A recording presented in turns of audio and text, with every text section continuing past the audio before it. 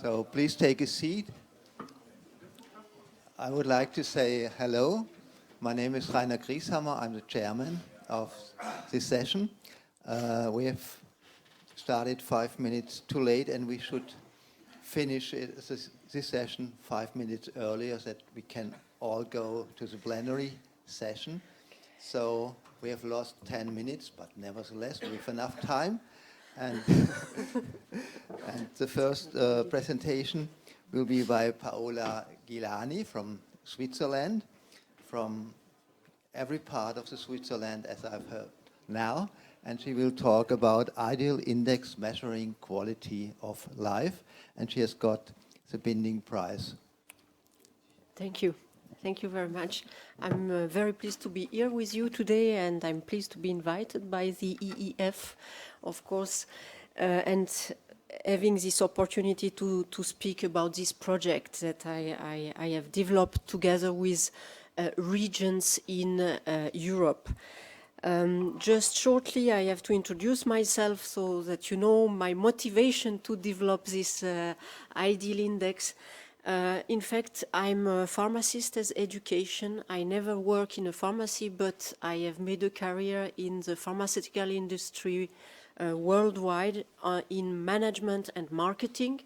And at a certain point in time, I realized that it was no more answering my ethical needs, because I always thought that I was more an alchemist than a pharmacist.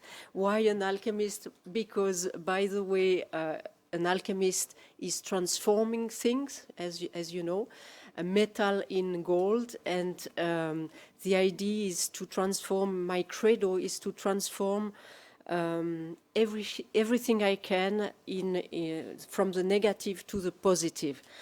So afterwards, I have worked in the fair trade labels, and I have developed the fair trade labels in Switzerland. It was a success story, so I have replicated it also for other countries together with my teams everywhere in the world. And maybe you know, in some countries the fair trade label is known as Max Havelaar, in other countries Transfer, in other countries the Fair Trade Foundation or Comercio Justo. And this was a very important experience for me. And then I decided to create my own company. And my own company is the Paola Ghillani and Friends. It's not a jazz band. It's a management consulting company in the field of strategy management related to sustainable development. And in this context, I'm helping other small, medium-sized enterprise startups in the clean tech mainly to develop themselves, but also administration, corporation to integrate sustainable development as a strategic winning key success factor. I have in the fair trade and also in my activity currently, I'm very, let's say, acquainted to material product, to physical product. But I realized after the financial crisis of 2008 that the humanity has got a huge problem.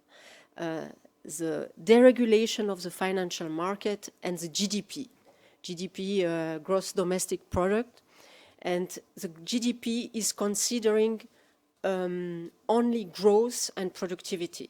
So there was at the beginning at the ICEL, the first ICEL 5 years ago here in Freiburg, there was a man coming from the Philippines, and he mentioned GDP, it's about great destruction of people. So this was for me also an inspiration, and I have been also inspired by ministers of economy of several regions in Europe, like the canton of Freiburg. There is also a Freiburg in Switzerland. It's a canton. And other region of Europe like Alsace or, for instance, a region in UK, Hampshire, Scandinavian regions, they have inspired me to develop a new alternative indicator to the GDP, not measuring just growth and productivity, but measuring in an holistic way other aspects like sustainable development with economical aspect, environmental aspect and social aspect, but also life satisfaction and as well social and as well economical aspects. So if I can at a glance summarize the idea behind the ideal index, it's not a perfect indicator. The perfect indicator doesn't exist, but in order to generate an alternative to the GDP, we need to change mindset. And to change the mindset, we have heard it today, this morning, especially in the master classes, you need the community building, the citizenship commitment, and also the political commitment and not just the corporation commitment. And that is why we decided to take a risk by developing the ideal index. We took the risk to develop an aggregated synthetic indicator and not a set of parameters. The Commission Stiglitz, when Sarkozy decided also to ask Joseph Stiglitz to develop an alternative to the GDP, Stiglitz said at the end of the report that it was a huge problem because he couldn't find the political commitment, he couldn't get the data, all the data, and in the end, he couldn't do an aggregated indicator. He had to develop a set of sustainable development indicators, but nobody is speaking about it nowadays. So it's a pity. They have developed many things, but nobody is speaking. So let's keep in mind that the ideal index is also a kind of marketing instrument to inspire the paradigm change and the mindset change at the citizen level and as a political level. So we have tried to do it to take just statistical segments that are available publicly. It's in the public database like Eurostat, like the Federal Office of Statistics, and it's a bottom-up because we have involved the regions in the association of the regions of Europe. You have 270 members, and it's not only EU regions, it's also Scandinavian regions, and as you know, Switzerland is not part of EU, so there is also Swiss canton in the sample. And what is interesting, it's in fact, it's kind of instrument of change, and it rewards regions because you can see during the time period we measure, you can see the progresses. If a region is progressing in positive or decreasing its ideal index measure. By the way, at the General Assembly of the Association of the European Regions in 2013, it was in Paris, the ideal index has been selected as the aggregated indicator who could help to measure progress and well-being in the European regions. And because we want to inspire citizens and politicians, we needed to have a very simple formula. So the formula is very simple. It's life satisfaction multiplied by life expectancy minus the negative environmental impact plus the socio-economical value.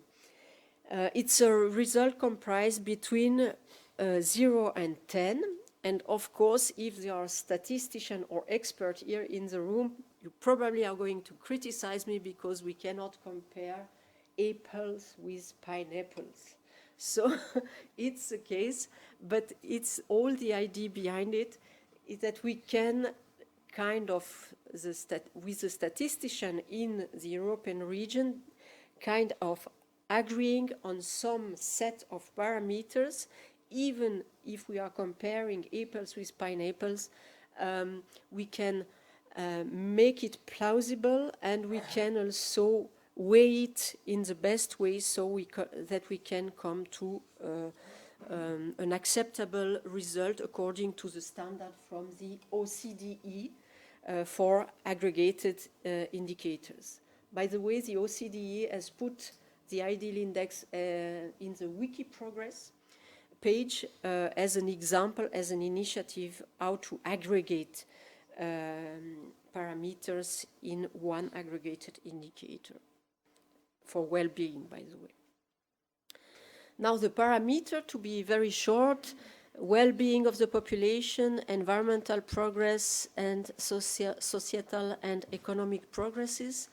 And we have 13 big parameters: education, for instance, disposable income, discrepancy between the highest wages and the lowest wages, it's the Gini coefficient, unemployment rate, but also on the environmental side, many, for instance, biodiversity, many aspects of the beyond GDP reflections, and also of the circular economy current development.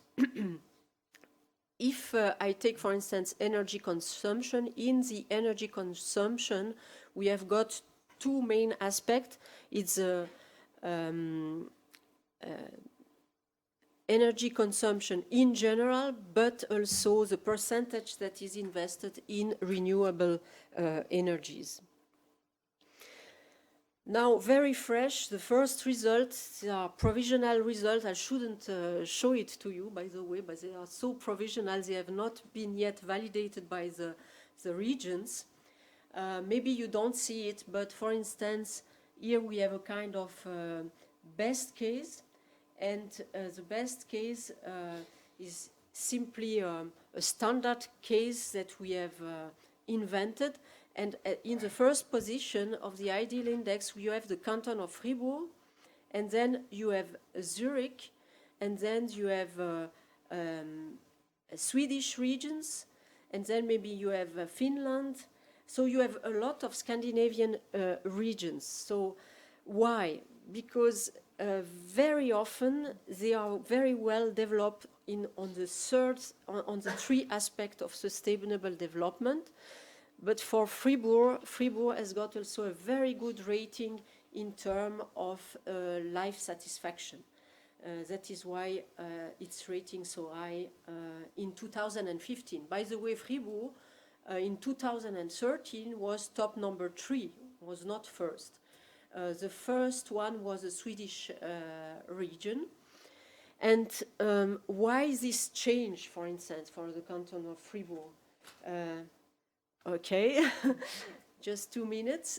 Why this change? Just to give you an example, it's because they were consuming too much energy and they were not investing enough in renewable energy. And they decided in 2013 to start a campaign among the citizens, and they called it the campaign off. They stopped the electric current for 3 minutes for private person. So no light, nothing during 3 minutes. And at the same, let's say the same week, they were making roadshow to educate the citizen to how to save energy and how to invest more in renewable energies.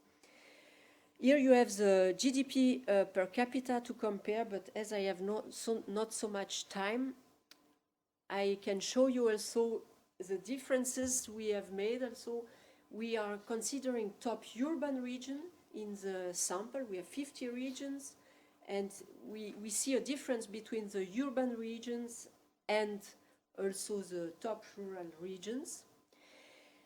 And also, we can also see the profile of the different regions. We can compare Île-de-France is, for instance, Paris.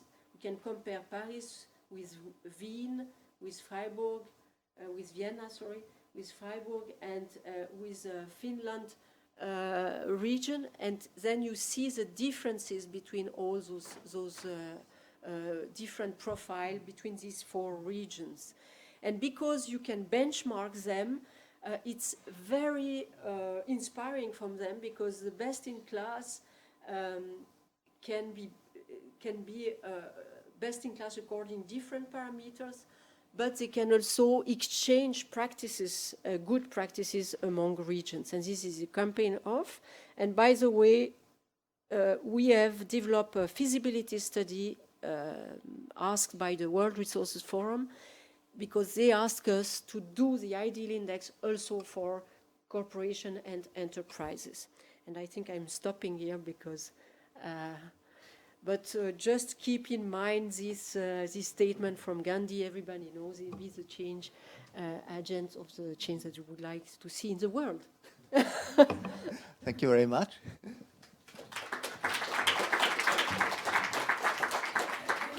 So I was happy to see that Freiburg is a winner, despite its lying in Germany or Switzerland. But Yes. so are there any questions or comments? Oh, yes, please, the lady there.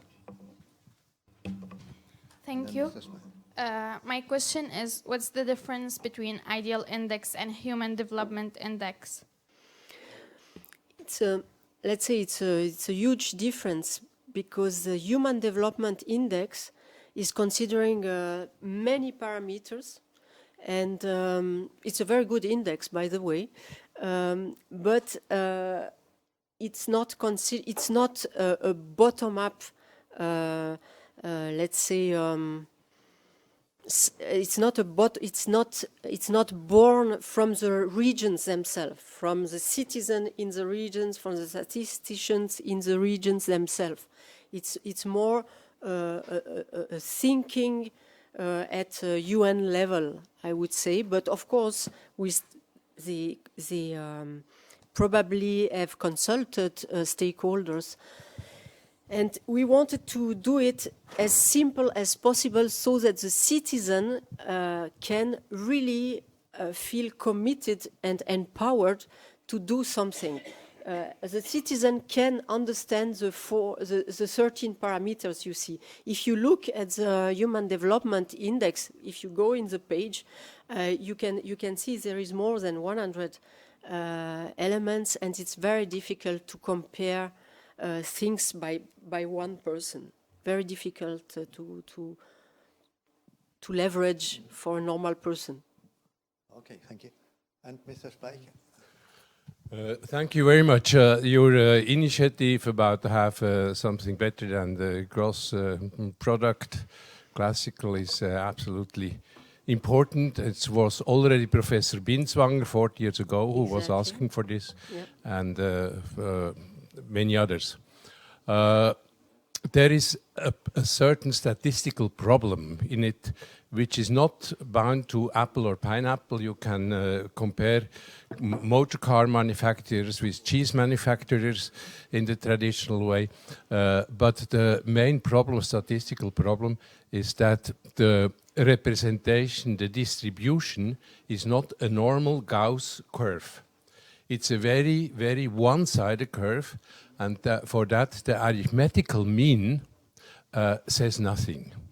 You have to use the medium, quantile, and then you get about 3 times different figures than you have now, because if you use quantile, you say half of the wealth or the well-being is created by this and this number, and half on the other side, you get about 3 times different changes, and you get a much, much better representation of the distribution about the individual situation of the human beings. Yeah, it's under development. Instead of arithmetic mean, it's very important, because it is statistical, not valid. Okay, that was more a comment, and you said it's under work. It's under development with statisticians, so with statisticians in all those regions, so. And with also with people working for Eurostat. So. Okay. Thank you very much. Thank you.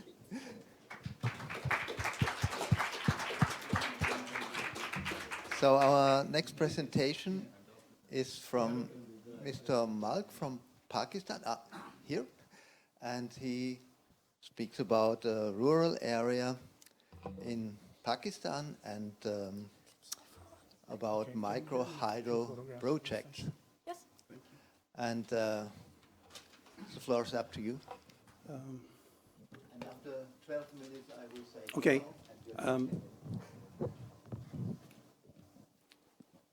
This presentation is built around renewable energy, which is what one of the things that we do in this mountain areas that lies between Afghanistan and Pakistan on the borders. But this is a typical village over there, remote, isolated, and one of their needs is to get electricity to the village. And the communities over here have built this microhydro unit. You can see they've carried the penstock, the pipes, the generators, the turbines miles away from where there's a road. Now this is an area in a conflict zone. This was it was a lot of war around it in the last few years. But it's one of the things that you can still do in these areas if you can build up local institutions that can carry this out. Now, how do we do it is basically tapping social energy. There's been repeated examples in these regions that if there is an IDP crisis and there are 3 million people pouring out of an area in 15 days, then the rescue is not from international organizations or national government. It is really communities helping each other out to survive in this. And similarly, you find many irrigation canals that have been built, micro hydroelectricity units that are functioning, all run by communities. And basically, the idea is that there is this social energy within the communities, and can it be tapped for their development? And we believe that if you can create institutions that are flexible, responsive, adaptive, accountable, and people-centered, you can do it. And this is an example of it where communities have come together to generate 700 kilowatts of electricity, and it's a dialogue process going on with them, where you've got the members of the organizations who are doing it, the government, everybody coming together, a dialogue where terms of partnership are agreed with the community, and this is taken forward. The work, as I said, is done on the, and this is the border areas of Pakistan. It spreads from the Wakhan up in the north, which is almost very, very close to Tajikistan, carries out down through all what have been called the badlands of Pakistan. And you find the presence of these organizations in all these areas undertaking this kind of work, involving communities in the work that we are doing. Now, one of the things is the sheer outreach of it. For instance, in one of the projects that's funded here by the European Union, you're working in 7 districts. Just the size of one district is about 14,000 square kilometers. So very difficult terrain to travel in. And this is a powerhouse that was built about 2 years ago. It was originally built by the government some 10 years back. And then after 3 years during the war, it was destroyed. And for 6 years, there was no electricity at all in this area, and then they were not able to rebuild it, and eventually they came to us and said, can you help rebuild this thing through the communities, and we were able to do what for 6 years they've not been able to do in just 6 months, and it doubled the amount of electricity that it had, and in another 6 months you're going to get another 1.2 megawatts. So these are communities that are going to generate about 1.6 megawatts of electricity. 500 kilowatts of that is going to be excess electricity, which will be going, the income from that electricity is going to go back into the education in these areas. So it's something, it's our idea of social enterprise. But what I'm stressing is that, although you're operating in one region, one part of the country, almost every area has a different culture, and you need to have organizations that can adapt to that cultural context to work over here. The technologies. This is a powerhouse inside. We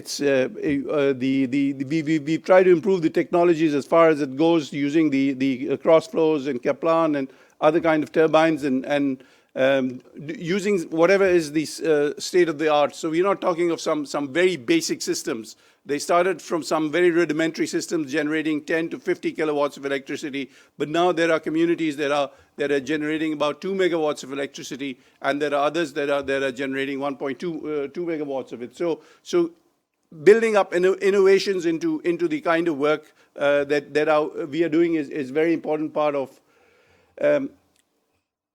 One of the things we try to do is to bring policymakers and experts to these to where what we call the islands of success. And the reason is that one of the ways to influence policy is to produce big papers which none of the politicians at least understands.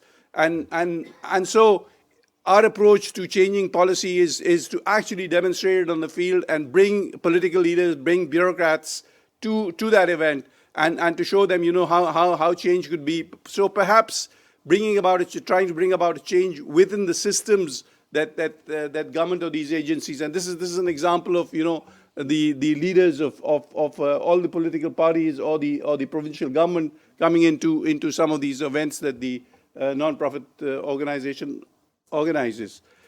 Very interesting. This is one of the animistic tribes that lives in one of these mountain valleys. They're supposed to be the remnants of the armies of Alexander the Great. I don't know whether that's true or not, but that's what everybody claims. And this is a picture when some years ago there was a delegation, and this happened to be a German delegation that had come in over here. And the kids were all, the only thing that there seemed to be was power station from the people of Batrik. And it was just in 2 years, they were able to get that kind of a power generated because of tapping into the social energy. And these communities all have electricity, while their district headquarters, which is just situated 30 miles away, they have 24 hours electricity, but the district headquarters lives in total darkness. So it's productive use of electricity is something. It's not just generating electricity for light, but using it, for productive uses where there are a number of enterprises that can be done. Like it's an area which has got lot of fruit growing over here. We're processing fruit, then using items like these washing machines, which can reduce the workload of these ladies. As I said, the idea here is, as an organization, it's one of the largest chunk of work that we do is on renewable energy. But the basic philosophy comes from many other things that communities can do on their own. And this is one example of the IDP crisis where millions have poured out, the kind of crisis that you now see in Syria.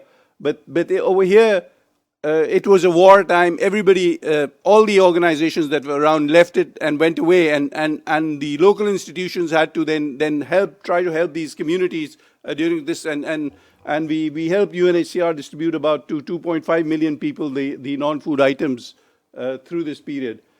And now look at this bridge. This is again communities building up. This is a bridge built with German assistance. It's entirely built by community, 21 villages, totally isolated.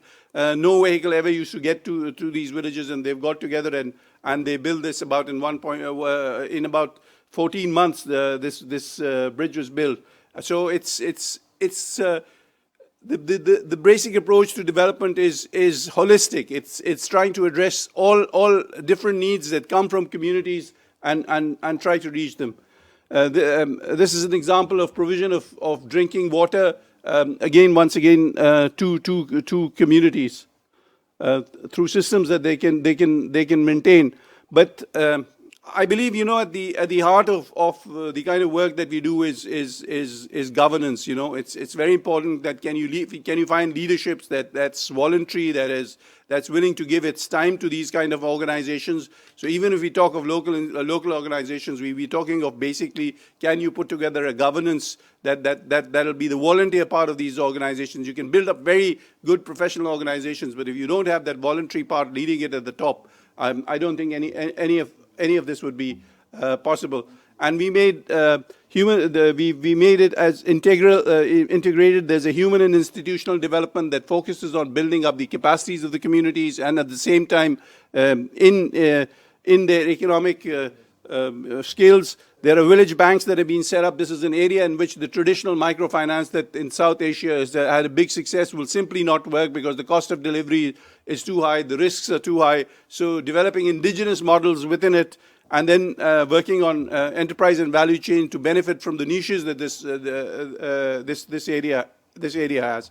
This is basically the idea when we talk of sustainability in the context of these regions which are very difficult, which are very chaotic, which are very complex because of the war and so many other things. Then how do you address the issues of development in these areas, which is very important to, particularly to take the youth away from many of the negative sides that come in. And one of the ways is to bring in development into these regions. But to bring in development, it's very important that you learn to trust, the local institution, build up the capacities of those local institutions, because it's an environment in which nobody else would be willing to come in and work over here, but local institutions would be able to adapt to it.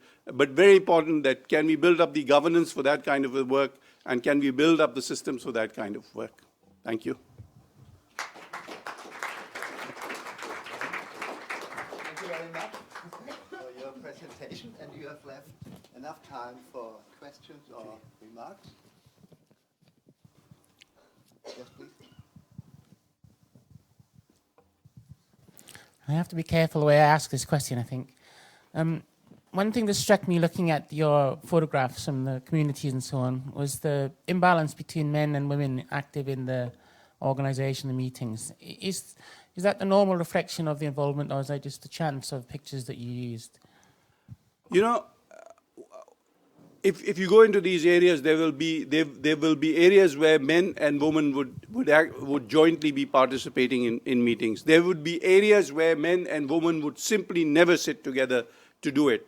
Now, the important thing is that in development, generally, we want to go in and we want to make every one of them the same. What I'm advocating over here is that it's not the best practice. What I'm talking of is best fit depending on which society you're operating in. So that, development becomes an incremental process of learning and then gradually adapting it. And this is what. So there are areas where they do mix up, there are areas they won't. But we would have very clear values and very clear goal.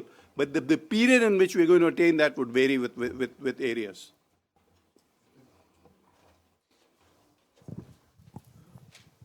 A couple of quick questions. What type of turbine do you use, and how are the projects paid for? Who pays for them? This is basically a program that is a grant-driven program. It's different set of there are parties. Some of them are being paid by the government. Some of them are being paid by donors. Some of them have been paid by some rich philanthropists. So it's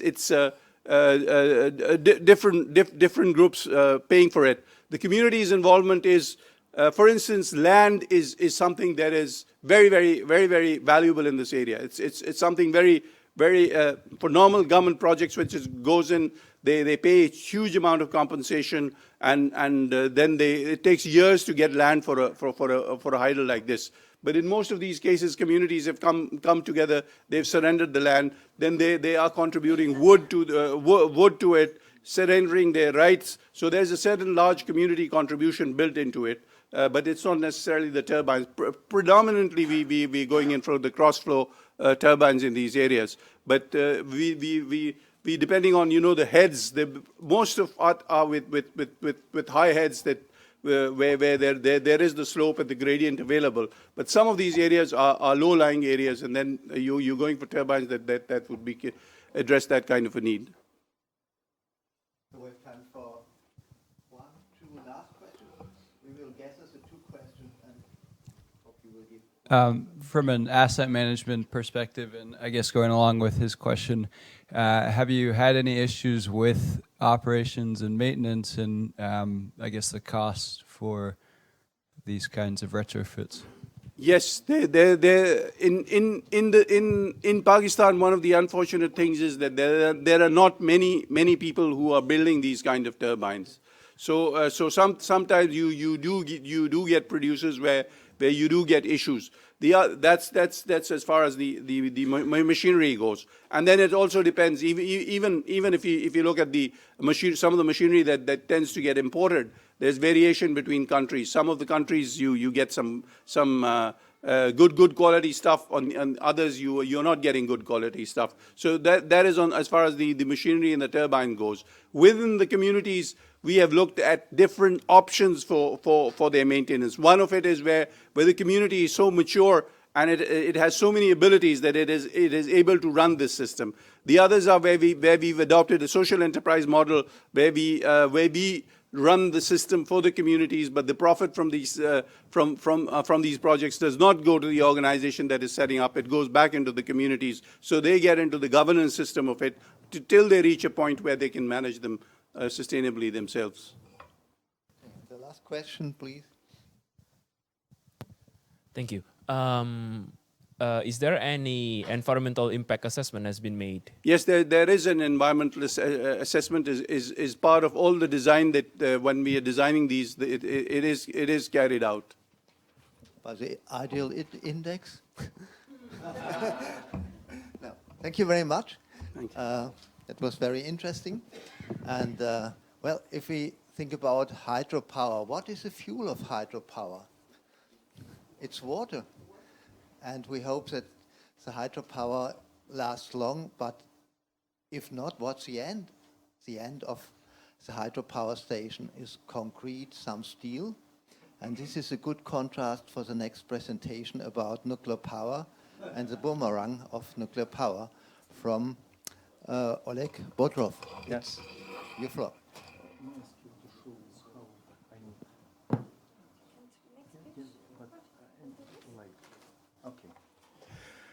Thank you, colleagues, for the chance to speak now. But I'd like to start my presentation from the question to you. It's, do you remember what happened a few years ago, March 11? Somebody? No, Fukushima. So I will speak about the consequences after the Fukushima. My presentation oriented, I will speak about the different strategies in Russia and in Europe. After the Fukushima, many countries decided to change the energy strategy and to develop the renewable energy saving. But in Russia, Russian government have a very different strategy. This is nuclear map of the Baltic Sea region. There live about 100 million people in 9 countries. And you can see in the western part of the Baltic Sea, it is green symbol. It is a nuclear reactor which is under decommissioning. And black symbol, it is a continued operation. And yellow, it is under construction. And white symbol, it was adopted the political decision about the construction. So we see that western part of the Baltic Sea have a strategy to stop nuclear development, but eastern part, Finland, Belarus, and Russia continue construction of the nuclear power plant, and this power plant oriented for the export of the nuclear electricity to the countries which is already stop or want to stop nuclear development. So they have very different, what is the reason for such strategy? Western countries, the reason to stop nuclear development is because it is unsafe. You know, the many problems with the radioactive waste, spent fuel rods, but Russian people we know solution. We have very good technology for the reprocessing, and this technology located in the closed nuclear towns in Russia. And they said, we are ready to take all spent fuel rods and to move it to Siberia, to the reprocessing plant. And this is main idea to Ural region. There are Mayak reprocessing facilities in Ural region, and in Zheleznogorsk, Krasnoyarsk region, it is another reprocessing plant which is under construction. And this strategy oriented on the closed nuclear town or Rosatom country. During the Soviet time was established 20 nuclear towns. Black symbol, it is closed nuclear towns, which is oriented for the military nuclear technologies, and yellow symbol, it is the town where located the Russian nuclear power plants. So we have 20 nuclear towns, and they have a very special situation, economical situation, because all social infrastructure of this nuclear town oriented only on the nuclear technology. So the people who live inside of this nuclear town, main promoter of the nuclear development in Russia, and this isolated society, economical mentality, and it is a really isolated society. And why did the people like to live in the closed nuclear town? Because they have, first of all, it is 1.5 million people live in closed nuclear towns. It is 1% of the Russian population. But they have approximately the salary in 2 times or 3 times more than the people who live outside of the closed nuclear towns. And they want to continue this style of life because they received all money from the state budget, and it is subsidies, and it is isolated society want to continue to have such privileges. And now they want to develop this nuclear power plant, which is develop nuclear technologies, which is oriented for the export nuclear power plant or nuclear technologies from Russia. In the same time, around these nuclear power, closed nuclear towns, we have extremely bad environmental situation. This is plutonium contamination around Mayak facility. More than 100 kilometers from the Mayak in Chelyabinsk region, we have contamination by plutonium. And this is consequences of this contamination. More than 22,000 square kilometers contaminated by radionuclides. And there are, during the operation of these reprocessing facilities and the facilities where produced the first plutonium for the Soviet nuclear bomb, more than 500,000 victims. And you can see how many problems with the health conditions, the people and the child who live around these closed nuclear towns. This is another situation in Siberia, close to Zheleznogorsk closed nuclear town. There are contamination of the Yenisei, one of the biggest rivers in our planet, contamination by radionuclides more than 1,500 kilometers. And the plutonium concentration in some place of this river into 140 times more than background level. And some of the place in Yenisei River have concentration radionuclides like radioactive waste. It is another one strategy to move all spent fuel roads from Europe to Siberia, to Mayak, to Ural region, and to Siberia, to Zheleznogorsk region. Another strategy to move all radioactive metal from the Russia, Siberia, and from European part of the Russia to the Baltic Sea coastline. There are located one of the biggest in Europe plant, which is melt radioactive metallic radioactive waste. And they want to continue this strategy to melt, and you can see from the different areas they move this metal to the Baltic Sea coastline. And this is a situation around this Ecomet S company, which is melt radioactive metal. In the same area located 9 nuclear reactors, 4 Chernobyl-type reactors, 5 military reactors, and 4 reactors under construction. In this area, many years, during 6 years, the genetics from the institute from Moscow and from Radium Institute from St. Petersburg investigated the consequences to the nature, the chemical contamination and the radiative contamination. And you can see in this picture the differences, genetical aberrations of the pine trees seeds on the different distance from the nuclear facilities. This is percent of the genetical aberrations close to St. Petersburg, 40 kilometers from the nuclear site. And this is in my city where I live, Sosnovy Bor. There are approximately in 2 times more genetical aberrations of the pine tree seeds. And close to the nuclear facilities, in 3 times more than close to St. Petersburg. So we have a real negative effect of this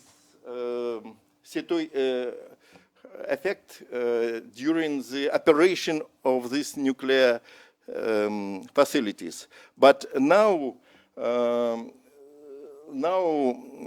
the Russian government and the Russian state corporation decided to construct new nuclear power plant, which is oriented for the export electricity to Finland and to move spent fuel rods to Siberia. And it's looked like good solution, because when Russian state corporation want to construct somewhere in Finland or in Belarus the nuclear power plant, they provide the discussion of the environmental impact assessment. And they discuss only what will happen in the place where will be electricity generation. But what will happen with the spent fuel rods, or what will happen with the radioactive waste, they said, we have solution, we will move it to the closed nuclear towns, they have special technology. And there are no any discussions about this. And in the same time, for example, in Mayak facility, which is provide reprocessing of the spent fuel rods, very interesting situation. Every year they provide reprocessing 75 tons of the spent fuel rods, 75. During the reprocessing, they produce 600,000 cubic meters of the liquid radioactive waste. And they dump this radioactive waste to the Techa River, and it looks like solution.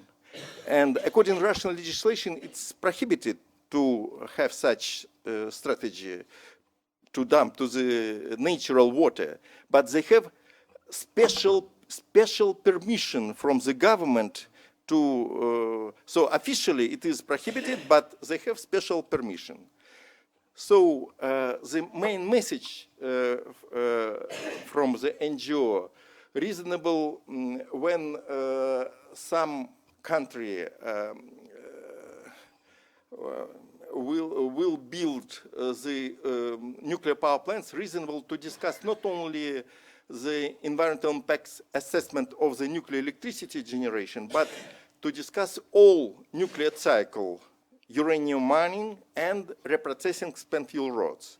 And only in this case, we will get full picture, and decision-making process about the construction or not construction of the nuclear power plant must be oriented for the discussion of the full picture. And Russia, unfortunately, not ratified ESPA Convention about environmental impact assessment in transboundary context, reasonable to request to ratify this convention, and didn't sign Aarhus Convention about environmental information. So the Russian government used this situation for the promotion of the dangerous for our planet nuclear technologies, and they show only one good picture, but not picture which is really we have. So I think we need to stop the spent fuel rods transport from one country to another one, and in Russia, of course, we need to stop it too. Thank you very much.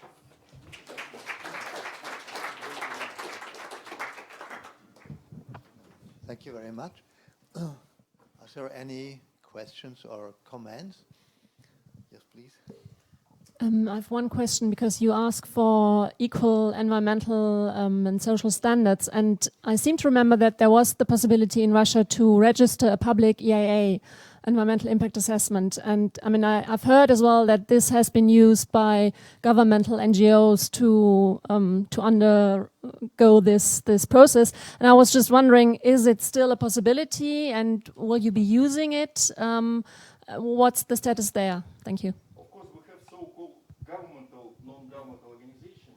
Some of the people from the nuclear industry registered non-governmental organization and asked to make independent from Rosatom, from the nuclear industry, environmental impact assessment. Of course, they have very positive result.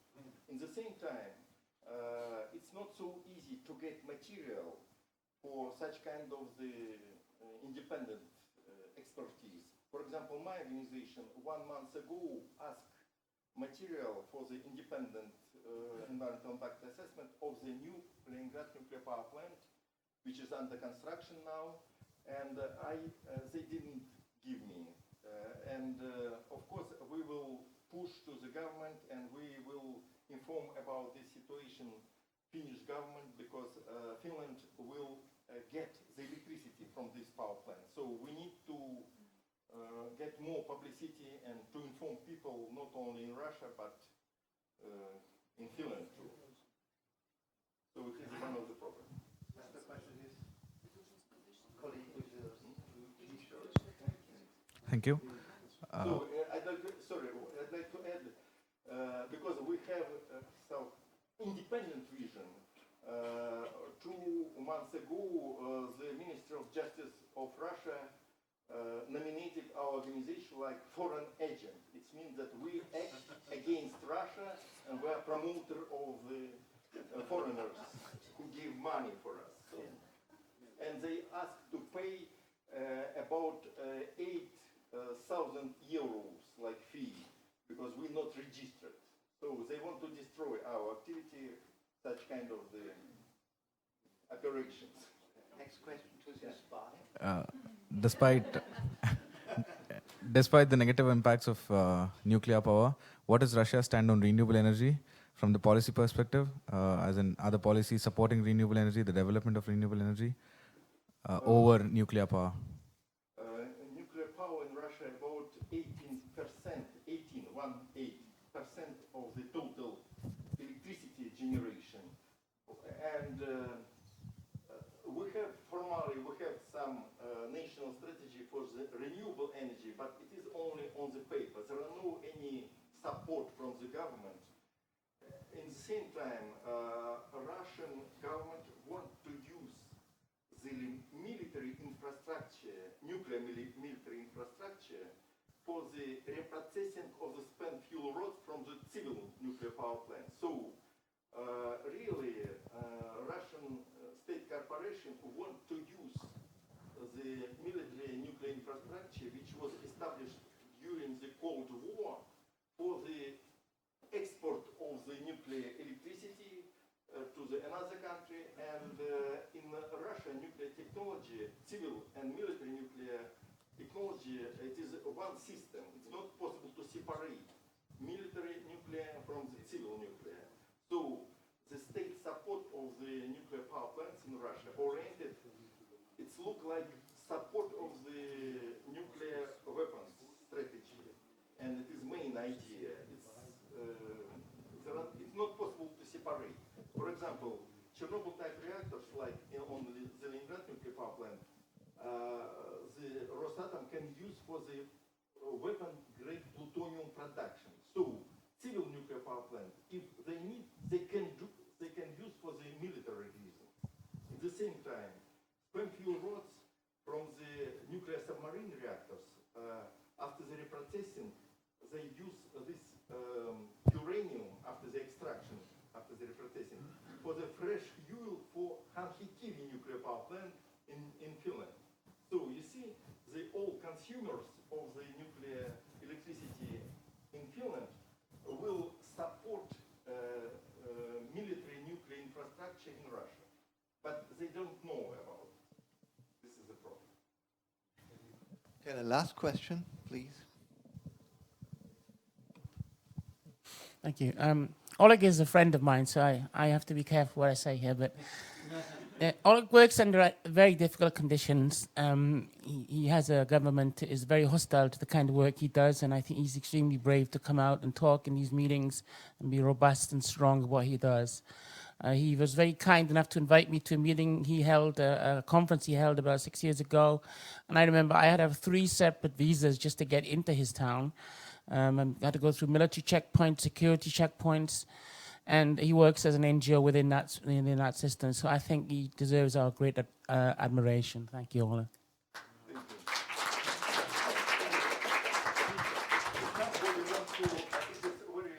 One of the brochure, Russian nuclear monotowns, which is description of the situation with the monotowns. This is the situation on the south coast of the Gulf of Finland, where located the biggest in Europe nuclear site. And this is our documentary about the nuclear power repositories of the spent fuel rods and radioactive waste in Russia. If you like it, this one. Oh. Okay. Okay, thank you very much. And well, we have seen the danger when it is connected with a military complex. So we are happy to return to the renewables. Never be a connection with hydropower or solar power with the military complex. And next presentation about solar irrigation from Mr. Barua from Bangladesh.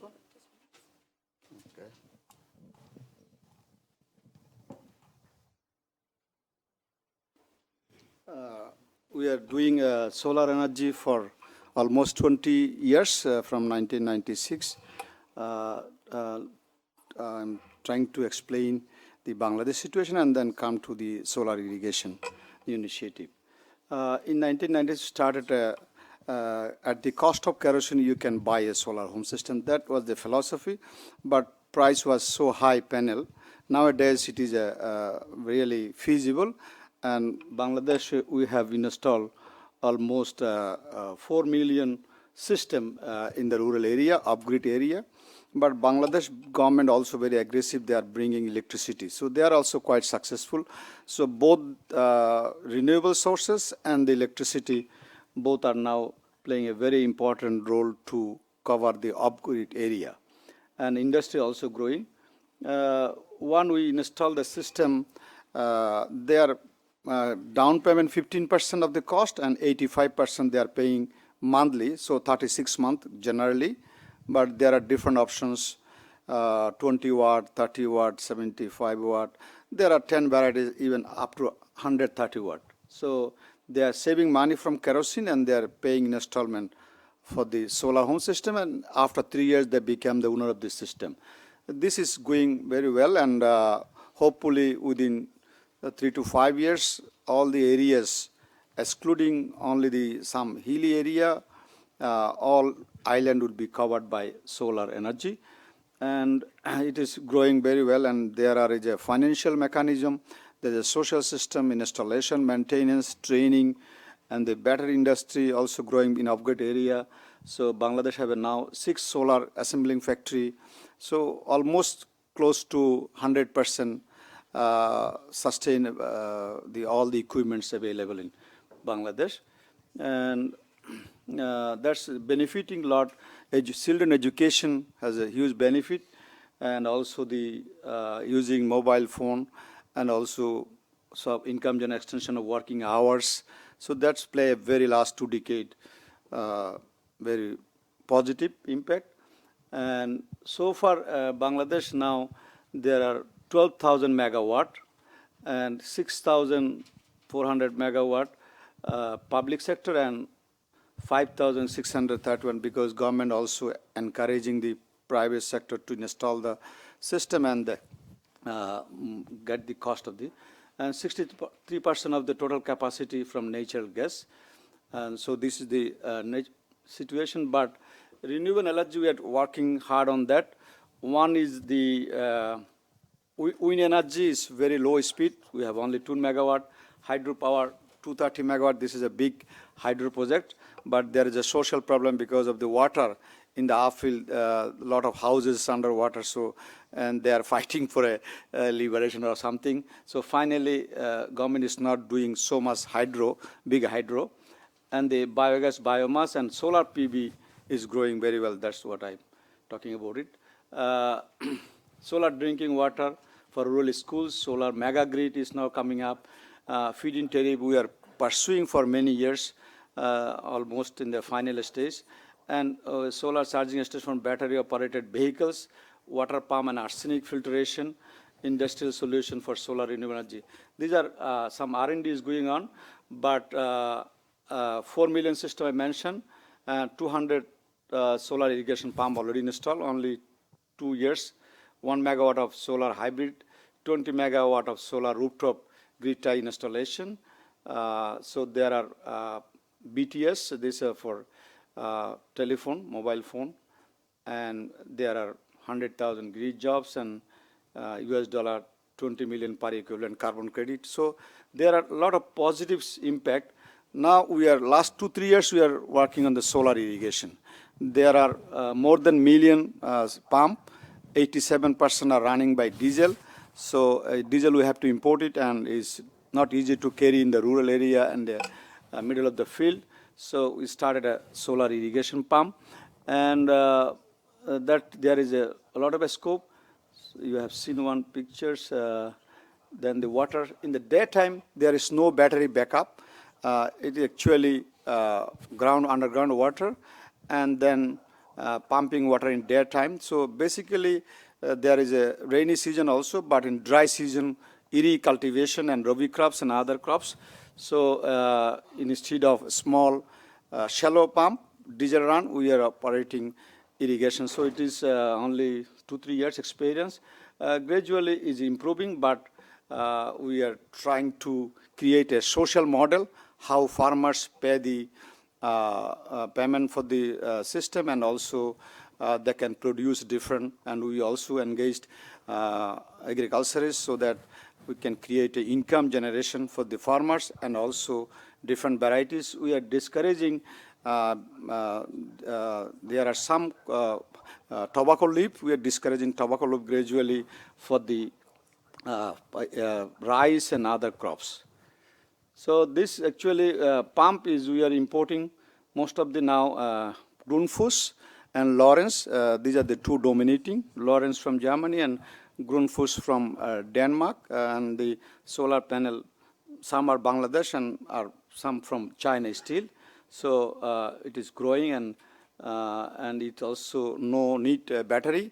So daytime it is interesting, and we trained one farmer how to run the pump, and then there is remote control system also. So it is gradually gaining momentum, and this is one system, and you see middle of the field there is a pump house, and also the underground you can see these are the outlet in the village. Normally 120 bigas, 3 biga 100 decimals, and I think 2.5 acre 1 hectare. So in that sense, I think 25 to 30 hectares cultivating by one pump. And initial there are challenge, cost of water from solar irrigation pump, environmental damage caused by diesel run pumps, and year-round efficiency about solar irrigation pump. So there are some, and we like to create a mechanism how people, farmers are encouraged, and also meeting with them. And also we give a power tiller to cultivate easily, because nowadays cattle are gradually less. So we also encourage some things, and we also invite the agriculturists to discuss with them. And we have a foundation. Then there are so many partners now. We install around 20 pieces now. Every year is growing. So this is a construction. This is the, we are replacing this kind of pump, and this is installation and final installation. And the under construction, this underground pipe. So if you underground pipe forever, and so there is no water problem, because sunshine and there is no other. You see, we also meeting the farmers, organize the farmers to discuss before the installation. So they're part of the planning, and also we explain about the cost and everything. And hopefully within 7 years we can cover the cost. Then gradually we can reduce the per acre water distribution cost, and also at the end of the day, this would be a farmer's property, because it can continue 20 years. So there are different seasons. We try to use this water, not only dry season, but sometimes there is no raining, so there you need a supplementary also irrigation. So if you, and we give farmers have a different, even also we are banana garden, so not only rice, but we also providing water, different kind of crops. Thank you.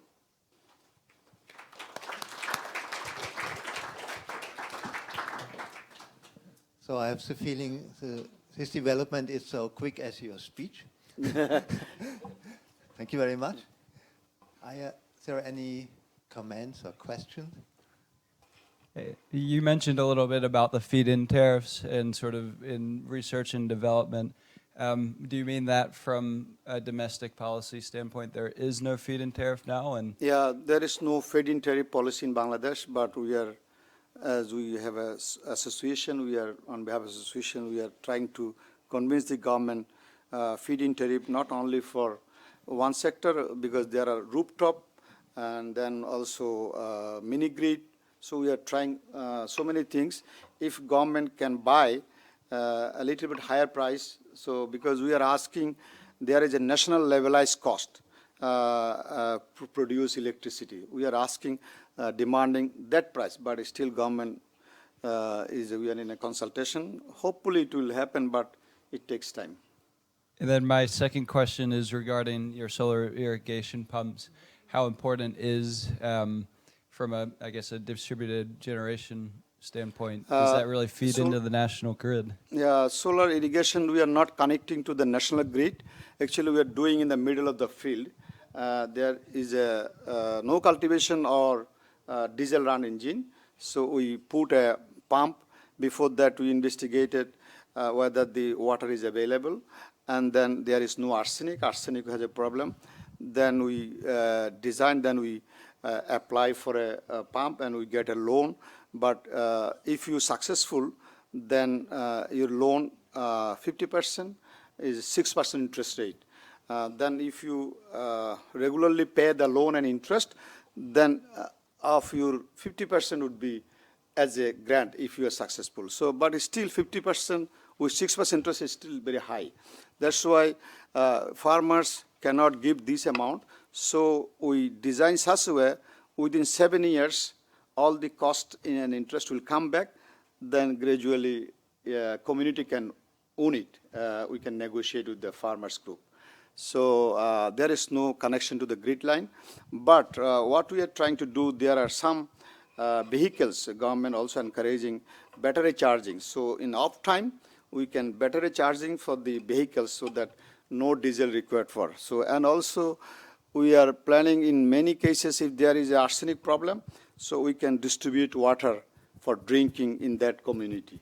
So this is some of the R&D is going on, but basically we are producing water, supply water for irrigation. Irrigation means there are three, one is the called dry season, but almond season, and we have a rabi crops. So there are different crops, but the dry season is the main attraction. So there are 120 bigger, I would say 50 farmers regularly participating. Thank you very much. Is there any more question? Yes, please.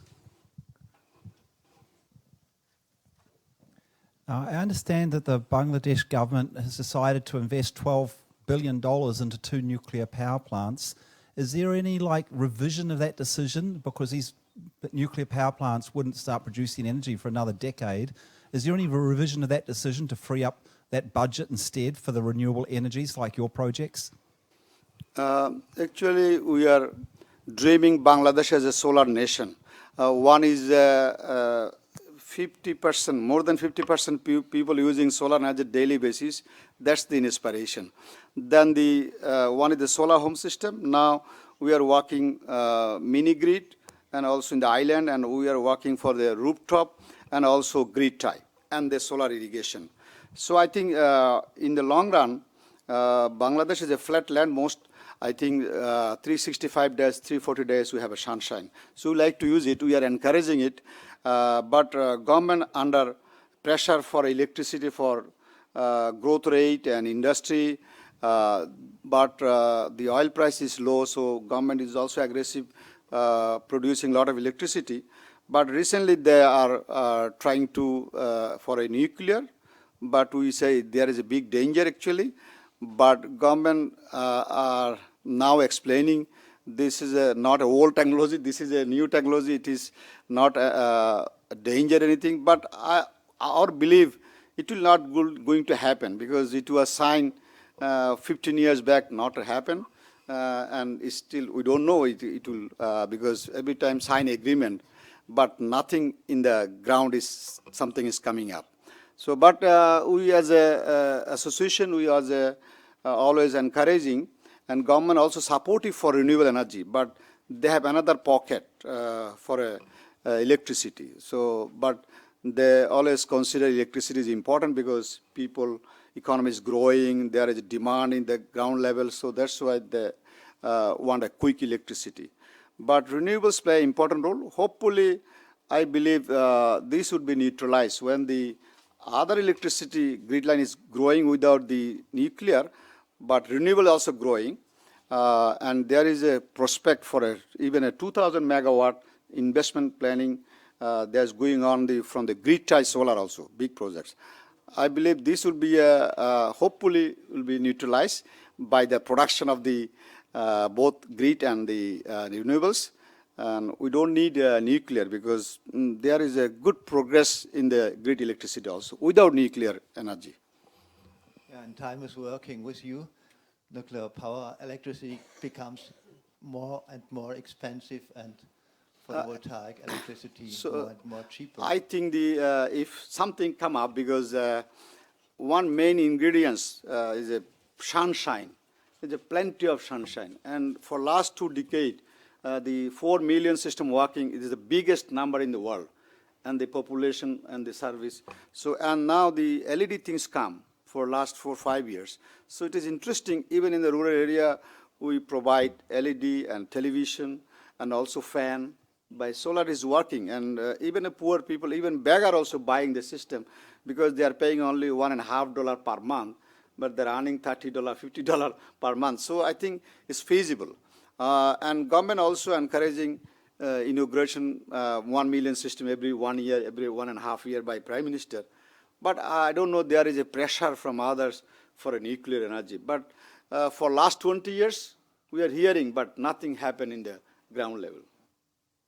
Okay, so Freiburg is the sunniest city in Germany, but we have only 1,000 hours with sun per year. What about Bangladesh? No, Bangladesh is we have plenty of sunshine. We have only 1 month, January, and part of February, only less sunshine, 3 to 4 hours, 5 hours. but normally we get 6 to 7 hours every day, sunshine. Even a rainy day, we have 1 hour raining and another 2 hours no rain. So sunshine is available. Sounds very good. So thank you very much for your presentation. Thank you. And so we are ready with the 4 presentations. And I have a last question to you. Now, if you look to the program, we have worked with this year with the master classes on one side and the laureate presentations on the other side. And have anyone of you a feedback to this changed concept? It's just difficult to choose which to go to. They're all very good. That's very so good. It's a difficult choice. That's Competition is the best one. Yeah.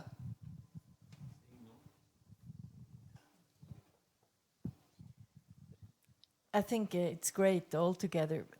I was thinking perhaps if one could make like groups, you know, those speak about, 2 speak about nuclear, then some about economics, whether they could be sort of put together, that they can enhance or make it more interesting, that perhaps 2 or 3 person have a similar question and then another 3 person have a similar question, that the discussion could also turn more in one field than another field maybe.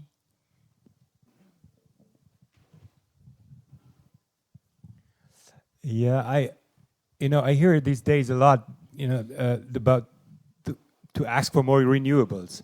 What I'm missing here is a critical review of these so-called renewables, because what we are facing in terms of nature conservation is an incredible death competition by so-called renewables.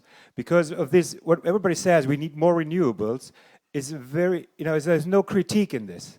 They can kill the Amazon, they can build dams everywhere. We're facing the biggest dam building period of lifetime. They're building dams in the Amazon.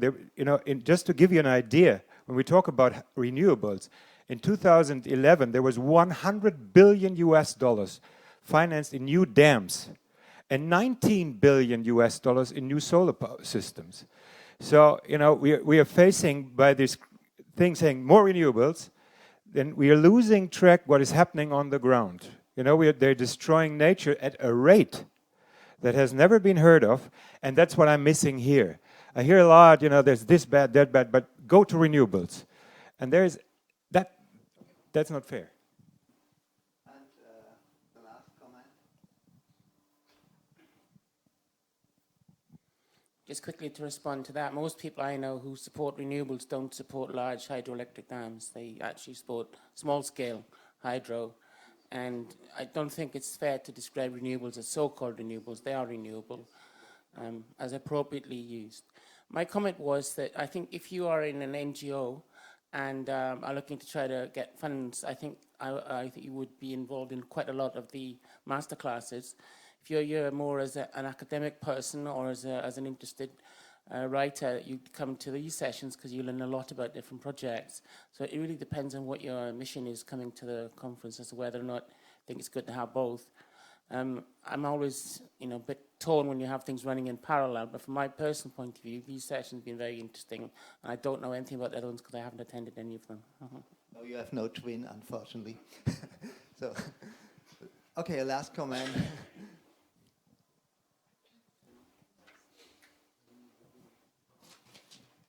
I think in principle the new system is very good, but often it's very hard to choose the one or the other class.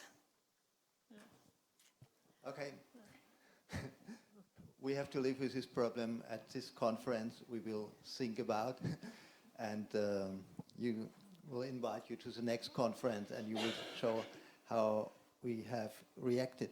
Now, thank you very much to all of you, to the speakers, and to the plenary and your discussion. And we can now go to the plenary discussion Paris Climate Agreement and beyond. And it will start in some minutes. So thank you very much again.